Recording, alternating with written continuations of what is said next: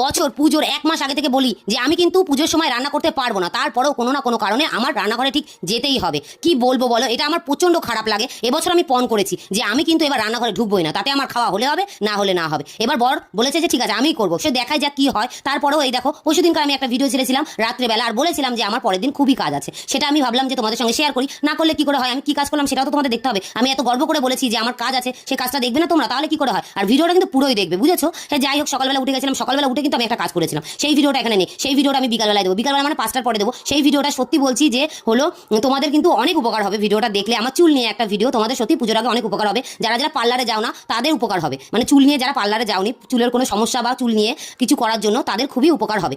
যাই সকালবেলা উঠে হলো আমি বারান্দাটা একটু পরিষ্কার করে নিয়েছিলাম, তারপরে চলে গেছিলাম রান্নাঘরে রান্না করতে। রান্না প্রায় শেষ, ওই সময় আমার ছেলে উঠে গেছে। উঠে ও কি গিয়ে হলো আবার বারান্দায় গিয়ে খেলনা টেলনা ছড়িয়েছে। ওর তো ছড়ানোই কাজ আর আমার গোছানো কাজ, সেটাই সারাদিন করতে থাকি। কারণ কি আমার একটু মেনিয়া আছে, অনেকেই বলে মেনিয়া, ওই মেনিয়া আছে। আমি সবসময় গুছানো গাছানো জিনিস পছন্দ করি, এলোমেলো জিনিস আমার পছন্দ হয় না, এলোমেলো ভাবে আমি রাখতেও পারি না। তারপরে চলে এসেছি হলো ঘরে আসার পরে রান্না কিন্তু আমার প্রায় শেষ হয়ে গেছিল ওইদিকে। তারপরে ঘরে এসে দেখো ঘরটা গুছিয়ে নিচ্ছিলাম। এগুলো খুব একটা নোংরা হয়নি, মাঝখানে তো জানোই তো কদিন আগে পরিষ্কার করেছি ভাদ্র মাসে। কিন্তু আমার ছেলে না সব আটা নিয়ে খেলে না, সব আটা করে রাখে, সন্ধ্যাবেলা করে প্রত্যেকদিন আটা নিয়ে খেলা করে, রুটি বেলে। ওর জন্যই আবার একটু ভালো করে মুছে নিলাম। পুজোর সময় কিছু না কিছু কোনো না কোনো তো আত্মীয় স্বজন আসবেই, মানে আমার ননদরা ঠিক আসবেই ঘুরতে, যদি বৃষ্টি না হয়। এবার বলা যাচ্ছে না, বলেছে যে সবাই আসবে, কিন্তু বৃষ্টি না হলে সবাই আসবে ঘুরতে, একদিন হয়তো থাকবে। তো যাই হোক, এই দেখো তারপরে চলে এসেছি রান্নাঘরে, রান্নাঘর গোছাতে একটু। আর এটা কিন্তু আমি রান্নাঘর কিন্তু প্রত্যেকদিনই রান্নার পরে একটু মুছি, কিন্তু যতদূর হাত পাই ততদূর, এরকম চেয়ারে উঠে মুছি না। তাই আবার ভাবলাম একটু চেয়ারে উঠে আবার মুছে নিয়ে একটু পরিষ্কার করে।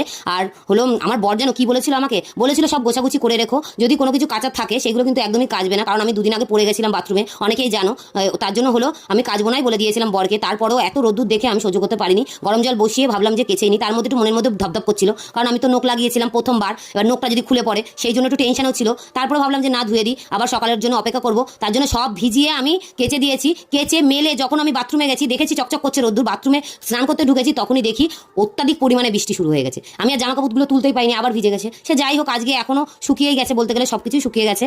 আমি সব শুকিয়ে নিয়ে আসতে পেরেছি, এটাই। কালকে পারিনি, আজকে ঠিক পেরেই নিয়েছি। কেমন লাগলো ভিডিওটা বলো।